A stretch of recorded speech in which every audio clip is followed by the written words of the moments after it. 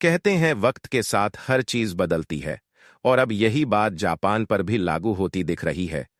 एक समय था जब जापान बुलेट ट्रेन प्रोजेक्ट को लेकर भारत के साथ टालमटोल करता रहा।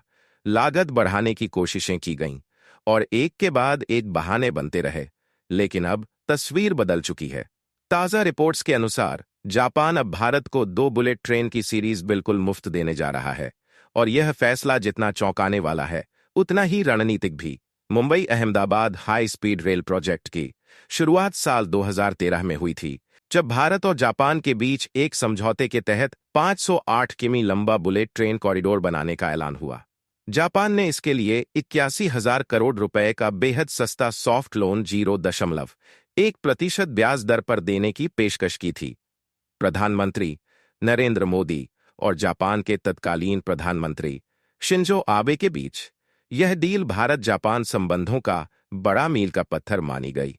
पर यह प्रोजेक्ट समय पर आगे नहीं बढ़ सका। जमीन अधिग्रहण, टेक्निकल चैलेंज और जापान की ओर से कुछ वादे पूरे न होने के चलते इसमें काफी देरी हुई। 2022 में शुरू होने वाला यह प्रोजेक्ट अब 2027 तक ही किसी हद तक चालू हो सकेगा।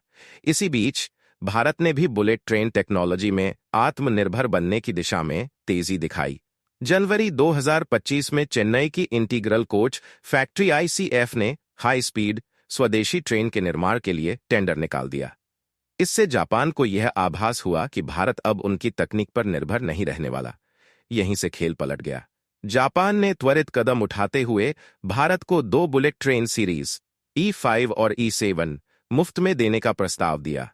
हालांकि ये ट्रेनें आम यात्रियों के लिए नहीं होंगी, बल्कि टेस्टिंग और इंस्पेक्शन के काम आएंगी। इन ट्रेनों की मदद से भारतीय मौसम, इंफ्रास्ट्रक्चर और संचालन प्रणाली की जांच की जाएगी, ताकि भविष्य में हाई स्पीड ट्रेनों के सुचारू संचालन की नींव रखी जा सके।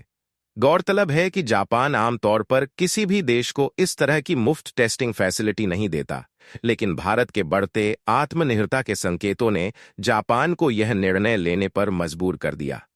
जापान जानता है कि यदि भारत पूरी तरह स्वदेशी टेक्नोलॉजी पर शिफ्ट हो गया तो भविष्य में उसके लिए बड़ा बाजार छिन सकता है। इस पूरे प्रोजेक्ट में अब तक 60% काम पूरा हो चुका है। लगभग 360 किमी ट्रैक बन गया है। 12 में से 8 स्टेशनों पर काम जारी है और टनल ब्रिज निर्माण भी तेजी से चल रहा है। जापान की भूमिका महत्वपूर्ण रही है। उन्होंने तकनीक दी, भारतीय इंजीनियरों को ट्रेनिंग दी और अब टेस्टिंग के लिए बुलेट ट्रेनें भी भेज रहे हैं। वहीं भारत की ओर से NHSRCL national high speed rail corporation limited ने दिन रात मेहनत करके लगभग 31,000 से ज्यादा लोगों को रोजगार दिया है। अब जबकि वंदे भारत ट्रेनें पहले से ही भारतीय रेलवे के लिए गर्व का प्रतीक बन चुकी हैं, भारत यह भी दिखा रहा है कि अगर समय पर सपोर्ट न मिले तो वह खुद अपने दम पर भी आगे बढ़ सकता है। 2027 तक वंदे भारत ट्रेनें ही इस कॉरिडोर पर अस्थायी रूप से चल सकती हैं, जब तक जापानी बुलेट ट्रेनें पूरी तरह से तैयार नहीं हो जाती।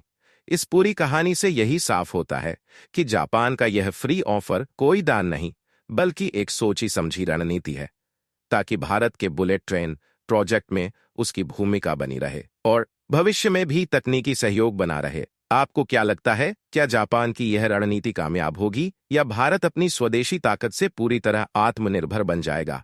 अपनी राय जरूर बताएं।